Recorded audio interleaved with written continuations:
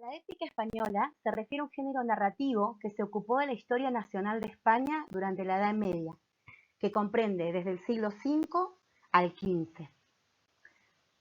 Tanto héroes, gestas y batallas, entre otros, fueron narrados con un estilo sencillo, atravesado por una tradición, por la religiosidad y el realismo.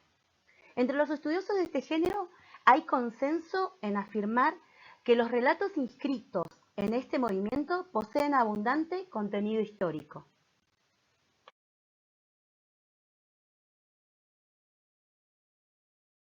La épica española se refiere a un género.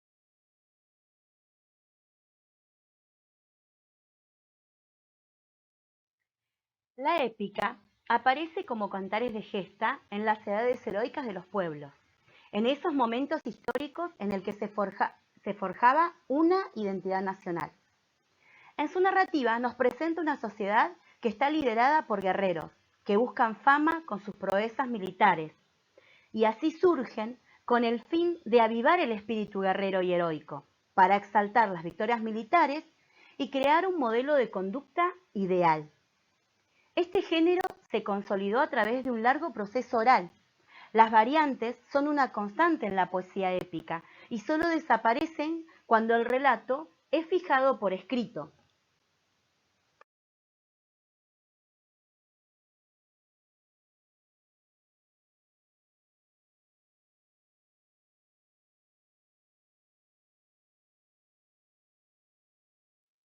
Los encargados de recitar la poesía épica fueron los juglares, que se cree que fueron formados en la escuela de los clérigos, aunque el tono de su poesía resultaba distinto del literario y del eclesiástico.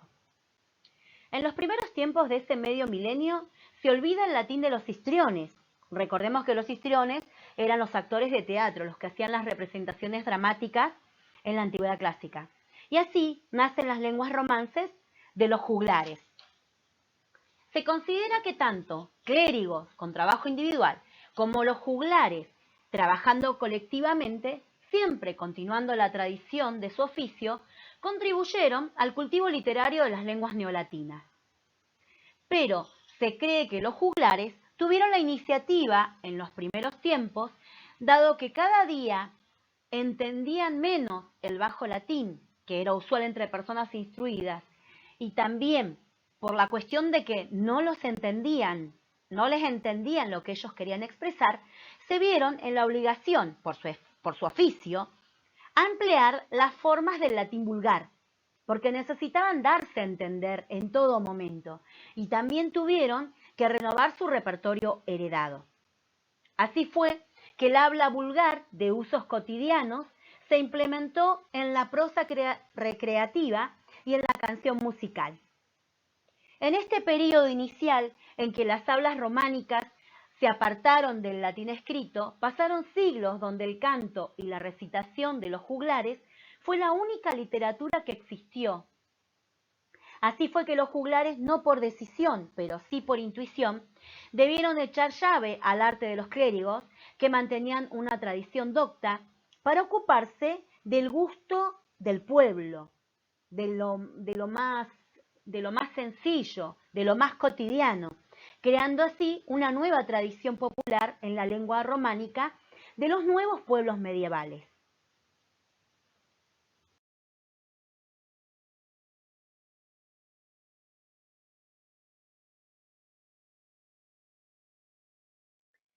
Por su parte, los clérigos, como se proponían adoctrinar para servir a una ideología teológica y moral, no podían ni consideraban inclinarse hacia el habla vulgar, sino que debían hacer que el pueblo comprendiera los tecnicismos latinos como la forma de ennoblecer al lenguaje vulgar. Y por lo tanto, los clérigos despreciaban la obra del juglar, considerando que eran horribles barbarismos los que hacían, hasta que con el pasar del tiempo llegó el momento en que ellos se sorprendieron al oír la primera canción afortunada de un juglar que les presentaba una lengua nueva, capaz de nuevas posibilidades artísticas, y fue en el momento en que se usaba mucho la lengua romance en los cantares de gesta. Entonces hubo clérigos que abandonaron el latín para escribir en la lengua romance, tratando siempre temas propios de la clerecía.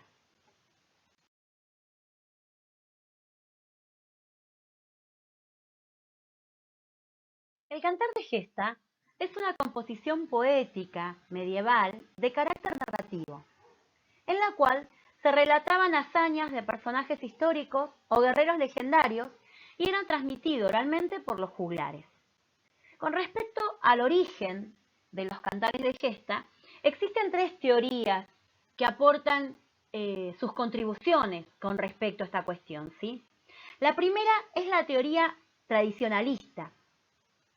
Gastón Paris es el principal representante de esta teoría y sostiene que los cantares de gesta proceden de las cantinelas, que eran poemas breves, elaborados y cantados por los propios guerreros en momentos cercanos a los hechos relatados en el cantar. Luego, con el tiempo, estos poemas breves se fueron modificando mediante la tradición oral y la transmisión de generación en generación. Así se fueron novelizando. En este proceso de tradicionalización aparece la figura del juglar, que se encarga de recopilar estos cantos y difundirlos. Toda esta transformación es el resultado de un proceso de creación colectiva. Esta tendencia luego fue elaborada por Menéndez Pidal, que propone la teoría neotradicionalista. Según su postura, el cantar de gesta español tiene en su origen un vínculo directo con la épica germánica. Postula la existencia de cantares en lenguas romances durante el período carolingio, del siglo VII al X, cuya existencia fue desapercibida por la clase culta, o bien no logró el prestigio necesario, razón por la cual no se destinaron pergaminos para registrarlos por escrito.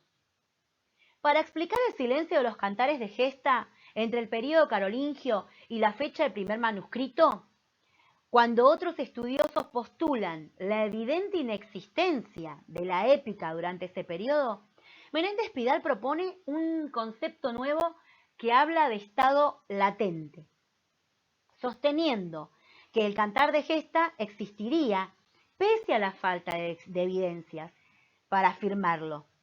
Este es uno de los postulados del neotradicionalismo, que considera que la tradición es la única autora de la épica, donde generaciones de juglares anónimos e iletrados se dedicaron a componer y difundir cantares. Entonces, el poema del Mío Cid no es el primero en su género, sino uno de los pocos poemas que fue registrado, es decir, fijado por escrito por algún clérigo. Para respaldar su teoría, Menéndez Pidal se apoya tanto en las marcas de oralidad como en las apelaciones a los oyentes presentes, en los poemas que hoy en día se conservan, los cuales dan cuenta no solo de la composición, que para el neotradicionalismo se apoya en la memorización, sino también en la función social que desempeñó este género, comenzando en un primer momento con los cantos noticieros, que eran aquellos que servían para informar sobre alguna conquista, sobre alguna batalla, algún territorio adquirido, podríamos decir. Que tras un paulatino proceso de novelización se convirtieron en cantos recreativos, ¿sí? Que ya eran más para entretener al pueblo con estas historias. Eran relatos que también hablaban sobre conquistas, sobre batallas, pero eran con una finalidad de entretenimiento, podríamos decir. Este proceso de novelización termina con la refundición. La refundición es la puesta por escrito de poemas orales, tal como sucedió con el Mío Cid, que es lo que les decía hace rato.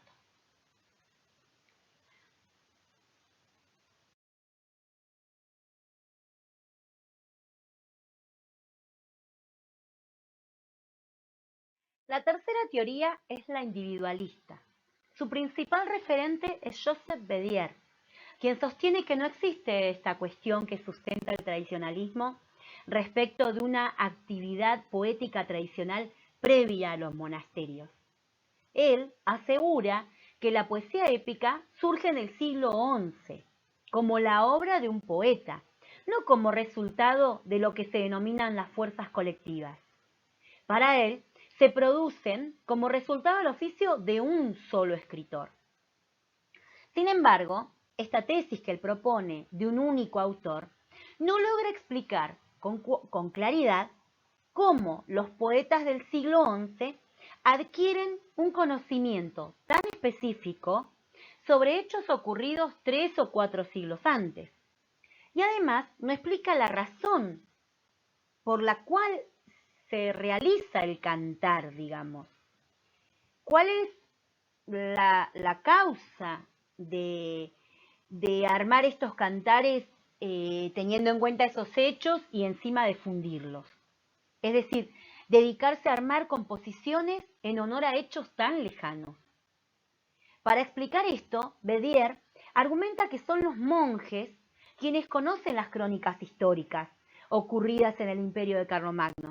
Entonces, ellos son los encargados de divulgar los acontecimientos históricos que han ocurrido cerca de sus monasterios. Y lo hacen con la finalidad de atraer a los peregrinos y así lograr que visiten sus templos, donde ellos tenían reliquias exhibidas que pertenecían a esos héroes, es decir, a los protagonistas de esas composiciones épicas. El objetivo de aumentar la fama de esos monasterios lleva a los clérigos a hacer más conocidas y más famosas estos relatos locales y a colaborar así con los juglares. Porque según esta teoría, eran los clérigos los creadores de estos relatos épicos y los juglares eran simplemente sus transmisores. Sin embargo, esta teoría comenzó a ser cuestionada y rechazada por los estudiosos de la épica. E incluso el mismo Bedier se dedicó a rastrear en los cantares huellas que provengan de la tradición escrita latina, buscando así otra explicación para el origen de este tipo de obras, pero siempre sosteniendo la idea de un único creador y rechazando categóricamente la existencia de fuerzas colectivas que pudieron haber intervenido.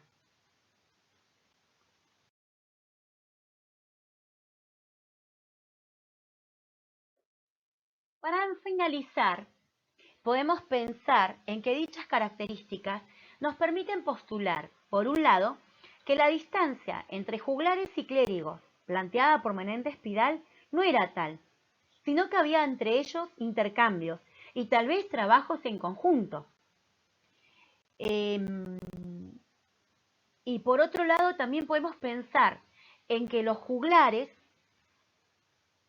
sin ser cultos, tampoco eran en realidad personas iletradas.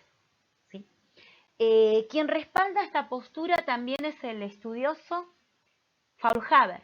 Leamos la cita. Él propone: considero que la hipótesis acerca de la teoría de la tradición en el cantar de gesta, pese a ser improbable hasta el momento, es ciertamente factible.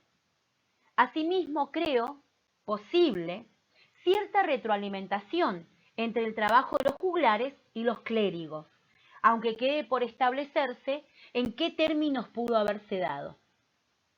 Es como que podemos pensar que hubo un trabajo colaborativo ahí, tanto de los clérigos como de los juglares, ¿sí? Cuando se originó la épica española.